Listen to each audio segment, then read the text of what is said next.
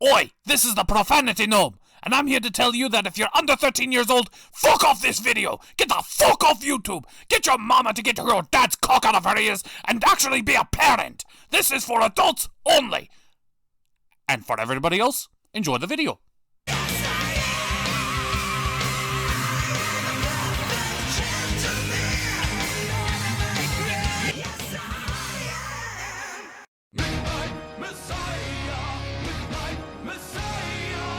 The error files have been located. Files designated safety nets, as well as several files labeled Toon Law, prevents me from terminating subject Catra, now attempting to correct said flaw. Care to explain exactly how bad you two fucked up, turning our friend into a homicidal maniac? I just don't know how it went wrong. Well, technically, I didn't fuck up. Everything I put into him worked just fine. Now's not the time to be a smartass, Commando. Meow. True, Leslie. We have to find him first and stop him from doing whatever he plans to Catra. Well, one place comes to mind, and I really hope I'm wrong. In Traptra's old castle. So, we're fucked? Pretty much. This is Remember. The episode begins with a flash of light, and then we arrive back in the Fright Zone. Yeah, it seems we're going through a past experience, as Catra and Adora are on good terms. Catra is friendly, back to the way she used to be. Is the show going for a reboot? I can get behind this. So yeah, Adora's once again a member of the Horde. Not just that, but a Horde captain. Respected, admired, and treated as a hero, as she helps slaughter an entire village. Good job, Adora. You're our hero. But it's not long before weird things begin to happen. Catra immediately thinks something's wrong with Adora's head. Why does she think that there's always something wrong with Adora's head?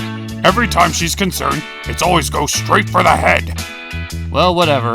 We see Adora and her friends, you know, the girls and boys she actually has chemistry with, getting along rather famously. Almost makes me think how she's friends with Tumblr and Beta. They get along pretty well. Heck, even Shadow Weaver is a lot less hostile, even to Catra.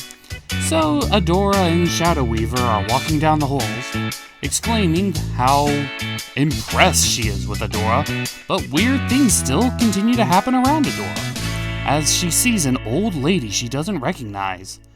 But Adora chalks it up to just weird shit going on again.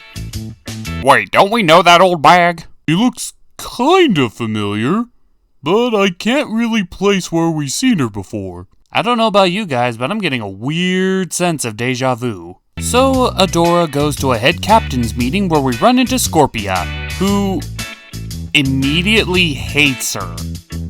Wow. She has so much salt against Adora that even in an alternate timeline, she still hates Adora for being Catra's favorite. The power of shipping is strong with this one. Well, as Adora is attending this meeting on their next attack, she keeps getting messages and visions of something's not right. In fact, something is terribly wrong. It seems as if the old version is so strong that it's kind of encroaching on this alternate reality. And we can only say, don't let it. Please, just let her be where she belongs. Even Catra recognizes something's wrong with Adora. But when Catra begins having memories of the previous series, she denies it and says nothing's wrong and wants to comfort Adora. And then we get to the jump cuts. Yeah, they randomly go to their favorite spot in one scene to the next. Catra still says that nothing's wrong and she's just being paranoid.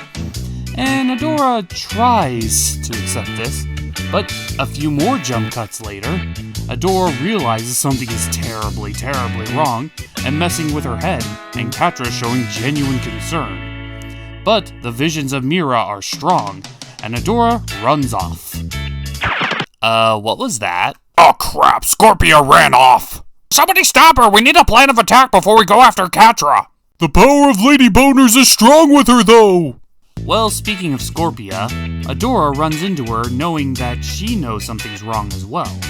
At first, Scorpia also brushes it off, calling Adora crazy, but after she chooses her trigger word, Catra, she also begins to have memories that don't make sense to her. Even she realizes something's wrong. And then a few more jump cuts later, and Scorpia definitely is convinced that something is happening. So she puts aside her hatred of Adora in order to figure out what's wrong. The only clue they have is to go into Hordak's sanctum. So after following the old lady who is kind of familiar, we get into Hordak's lair in order to try to find the portal to turn it off. Only the portal's not there. Yep. One flashing lights later, and Adora's still trying to figure out what's going on. But before they have a chance to, Lord Hordak shows up. And with Adora and Scorpia having a kind of fear of him, decide to run off, but are continued to chase by those weird purpley sparkly things. And Scorpia is lost. Adora continues to fight on until she runs into that old lady again. Oh, now I know where she's from. That's Madame Roz. Madam who now? She's Madame Roz. She helped out Adora way back when. Oh yeah! Wow, they really did not give this character a lot of screen time, did they? It's almost as though the series forgot about her. At least until the plot became relevant for her to show up. Well, Adora tries to confront Madame Roz, but the purple light of destruction keeps following her around, and all of her friends are continuously being sucked in. Adora realizes that there's only one thing to do: leave. But before she can leave, she tries to save Catra, telling her that if she stays, she's going to die. Catra still is under the assumption nothing is wrong, but even she's having her own doubts and having flashbacks to the previous series. And she refuses to admit that nothing is going to happen. So Adora does the one thing she can do: tases the bitch and kidnaps her. Okay, question. Why is she still trying to save Catra? Well, at this point, her and Catra are still besties. Also at this point in time, Adora doesn't remember that it's all Catra's fault. And would you really leave behind your best friend? And she doesn't know if she can actually bring back the people she's lost. So she's going to try to at least save one person. Okay, well, clearly I'm in the minority here. Yeah, at this point, Adora still feels responsible for anything Catra does. So she's going to protect her at all costs. Well, as the Fright Zone gets obliterated, Adora and Catra narrowly escape into the forest. Catra wakes up and remembers that Adora tased her and begins to assault her. They crash their ship and begin to have an argument. Catra is trying to say, why not just stay in the Fright Zone with her? Why do you have to leave? Adora tries to exclaim if they stay, they'll die. But before they can argue about it any further, the light of destruction followed them. Catra finally starts remembering who she is and what she did, and she goes into total psycho bitch mode again and starts attacking Adora for real. But before she actually has a chance to really throw in a few good punches, the light of destruction sucks her in as well. Adora tries to save her, but Catra does a reverse Mufasa and kills herself, leaving Adora to run through the wilderness alone. Until she meets a Razzle, who exclaims that even though everything bad that's happening, it's happened before, and there is a way to stop it. But in order to do it, Adora needs to go back to the beginning. Adora is confused by this and then remembers she has other friends. So Adora realizes what she has to do. She charges to find her friends.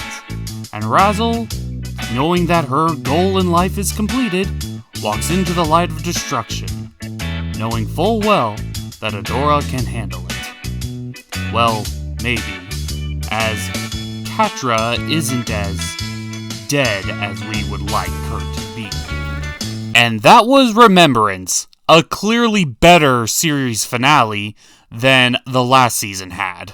The whole episode has a ticking clock sort of feel to it, as Adora's trying to piece together her original past. Though I'm not sure if Catra being resurrected in this weird glitch form is necessary, The destruction of the world seems to be enough of a conflict. Well, there's always gotta be someone trying to stop you from stopping the apocalypse. And I think Purple Yoda here has to have at least a few more episodes with her and Adora together in order for her to have any kind of impact. I mean, just one and all of a sudden she's the wise mentor character? I don't think so. But you gotta give her this. She helped out more than Queen Debbie. Okay, I'll give you that. But we have to wait and see if this episode actually manages to give us a satisfying conclusion to a literal doomsday plotline. So until then, we're the Cartoon Gentlemen, and we're about to storm a castle. We don't even know if he's in there. Entraptra's castle has the most advanced technology in the entire fandom. There's no way he wouldn't be in there. So what be our plan of attack? It's simple. Attack! But he's one of us. We can't hurt the guy. Meow. Well, I do have one idea, but you guys might not like it. And what would that be? If I tell you, it won't feel authentic.